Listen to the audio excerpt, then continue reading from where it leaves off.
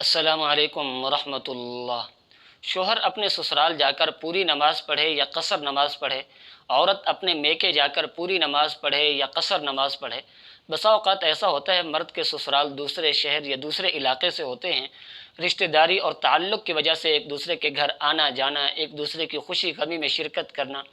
اب شوہر اپنے سسرال جاتا ہے ان سے ملنے کے لیے، اپنے بیوی بچوں کو ملانے کے لیے یا اپنے بیوی بچوں کو واپس لانے کے لیے۔ اسی طرح عورت اپنے والدین کے گھر جاتی ہے ان سے ملنے کے لیے یا ان کی خوشی غمی میں شرکت کے لیے۔ اب یہاں پہنچتے ہی ان کو سب سے بڑی پریشانی جو لاحق ہوتی ہے وہ یہ کہ اپنے سسرال رہتے ہوئے عورت اپنے میکے رہتے ہوئے پوری نماز پڑھے گی یا قصر نماز پڑھے گی۔ آج کی اس ویڈیو میں اس مسئلے کو آپ کے سامنے بیان کیا جائے گا۔ آپ سے التماس ہے اسی طرح کے اہم مسائل کی معلومات کے لیے اس چینل کو لازمی سبسکرائب کر لیں، اور کل کی ہماری ویڈیو کس مسئلے پر ہونی چاہیے کمنٹ میں اپنی رائے ضرور پیش کر دیجیے۔ معزز ناظرین، قرآن پاک میں اللہ رب العزت نے ارشاد فرمایا وَإِذَا ضَرَبْتُمْ فِي الْأَرْضِ فَلَيْسَ عَلَيْكُمْ جُنَاحٌ أَن تَقْصُرُوا مِنَ الصَّلَاةِ کہ جب تم سفر میں ہو تو تمہارے لیے کوئی حرج نہیں ہے کہ تم نماز کے اندر قصر کرو۔ مسافر آدمی پر حالت سفر میں، جبکہ سفر شرعی ہو، اس کے لیے قصر نماز پڑھنا واجب ہے، یعنی وہ فرض نماز جو 4 رکعت ہے، ظہر کی نماز ہے، اسی طرح عصر اور عشاء کے فرائض ہیں، ان کو 2 پڑھنا یہ واجب ہے۔ اب سفر شرعی کی مقدار کتنی ہے، کتنا کلومیٹر کا سفر شرعی بنتا ہے، اس پر ہمارا ایک تفصیلی کلپ اس چینل پر موجود ہے، آپ وہاں جا کر دیکھ سکتے ہیں۔ اسی طرح اگر مسافر آدمی حالت سفر میں قصر نماز پڑھنے کی بجائے پوری نماز پڑھ لیتا ہے تو اس کی نماز کس صورت میں ہوگی، کس صورت میں اس کی نماز نہیں ہوگی، اس پر بھی ہمارا ایک تفصیلی کلپ موجود ہے، آپ اس کو بھی دیکھ سکتے ہیں۔ اب رہا یہ سوال کہ شوہر اپنے سسرال چلا گیا ان سے ملنے کے لیے، خوشی غمی میں شرکت کے لیے، تو وہاں جا کر وہ پوری نماز پڑھے یا قصر نماز پڑھے، تو اس کی کل 2 صورتیں بنتی ہیں۔ ایک صورت میں وہ قصر نماز پڑھے گا اور ایک صورت میں وہ پوری نماز پڑھے گا۔ اب قصر نماز کی صورت میں پڑھے گا اگر تو اس کے سسرال اتنے دور ہیں کہ وہ سفر شرعی بنتا ہے اور وہاں سسرال میں 15 دن سے کم ٹھہرنے کی نیت ہے،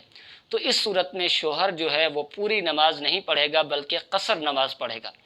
اور اگر سسرال جو ہیں ان کا سفر جو ہے سفر شرعی نہیں ہے، یعنی سفر شرعی سے کم ہے،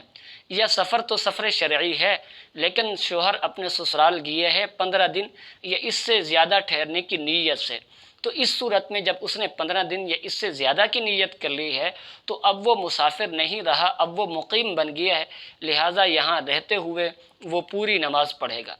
اسی طرح عورت اپنے میکے جاتی ہے وہاں رہنے کے لیے، ان سے ملنے کے لیے، تو اس کی بھی کل 2 صورتیں بنتی ہیں۔ پہلی صورت یہ ہے کہ اگر عورت اپنے والدین کے گھر ملنے گئی ہے، اب ہوتا کیا ہے، عورت یہ سمجھتی ہے کہ یہ تو میرے والدین کا گھر ہے، لہٰذا میں یہاں مسافر نہیں ہوں بلکہ اپنا گھر آئی ہوں، لہٰذا پوری نماز پڑھوں گی۔ نہیں، جب عورت کی شادی ہو گئی ہے، اس کی رخصتی ہو گئی ہے، تو اب اس کا جو وطن اصلی ہے وہ اب والدین کا گھر نہیں ہے، اب وطن اصلی تبدیل ہو کر اس کا شوہر کا جو گھر ہے وہ اس کا وطن اصلی بن گیا ہے، لہٰذا اب اگر وہ اپنے والدین کے گھر ان سے ملنے جاتی ہے تو وہ مسافر ہی ہے، ہاں مسافر ہی ہے۔ اب اگر وہ سفر شرعی بنتا ہے، یعنی اس کے والدین کا گھر اس کے شوہر کے گھر سے اتنا دور ہے کہ یہ جو فاصلہ ہے یہ سفر شرعی بنتا ہے، اور یہاں سے عورت 15 دن سے کم ٹھہرنے کی نیت سے گئی ہے، تو وہاں جا کر عورت مسافر ہی شمار ہوگی، اب وہاں وہ قصر نماز پڑھے گی، پوری نماز نہیں پڑھے گی۔ لیکن اگر عورت کے والدین کا جو گھر ہے اس کے شوہر کے گھر سے سفر شرعی نہیں بنتا،